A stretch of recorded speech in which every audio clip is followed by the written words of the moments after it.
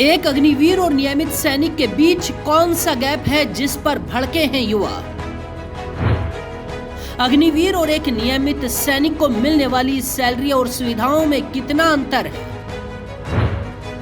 क्या अग्निवीर को 10% आरक्षण ऊंट के मुंह में जीरे के समान है? क्या हैं वो सवाल जिनसे खुश नहीं है अग्निवीर? अग्निपथ स्कीम के विरोध की आग से 11 राज्यों में कोहराम मच गया। अग्निवीरों का सबसे बड़ा सवाल है 4 साल बाद जब वो रिटायर होंगे तो इसके बाद भविष्य का क्या होगा। इसी गुस्से के बाद गृह मंत्रालय ने अग्निवीरों को सीएपीएफ भर्ती में 10% आरक्षण का ऐलान किया और रक्षा मंत्रालय ने भी 10% आरक्षण की घोषणा कर दी। अग्निवीर वही सुविधा और वेतन चाहते हैं जो एक नियमित सैनिक को मिलता आया है। एक नियमित सैनिक और अग्निवीर के बीच सुविधाओं और वेतन का कितना गैप है, चलिए दिखाते हैं। एक अग्निवीर को पहले साल 30,000 रुपए मिलेंगे, दूसरे साल 33,000 रुपए सैलरी दी जाएगी, जबकि तीसरे साल 36 और चौथे साल 40,000 रुपए एक अग्निवीर को वेतन मिलेगा। इसमें से 70% राशि सैलरी मिलती रहेगी और बाकी सेवानिधि पैकेज में जमा होंगे। 4 साल के वेतन कटौती से करीब 5 लाख रुपए से ज्यादा बचेंगे।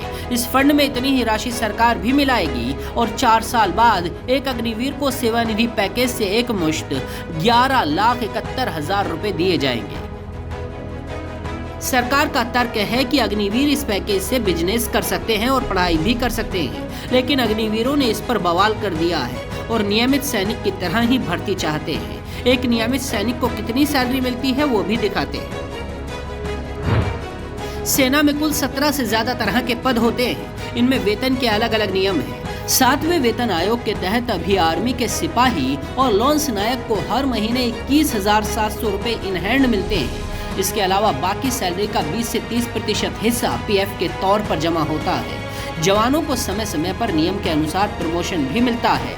लॉन्स नायक के बाद नायक का पद आता है। इसमें जवानों को 25,500 रुपए कैश इन हैंड मिलता है।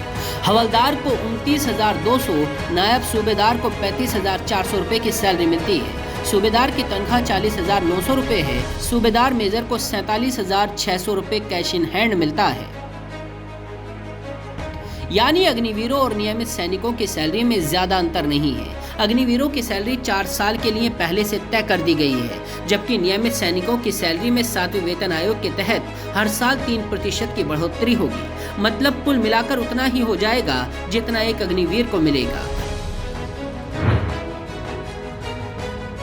4 साल का सेवाकाल पूरा होने के बाद अग्निवीरों को 11,71,000 रुपए मिलेंगे। इसी तरह रिटायर होने वाले सैनिकों को ग्रेचुइटी के रूप में एक मुश्त रकम दी जाती है। सेवाकाल के बाद अग्निवीरों को कैंटीन, मेडिकल जैसी सुविधाएं बंद कर दी जाएंगी, जबकि नियमित सैनिकों को रिटायरमेंट के बाद भी कैंटीन, मेडिकल जैसी सुविधाएं मिलती रहती है।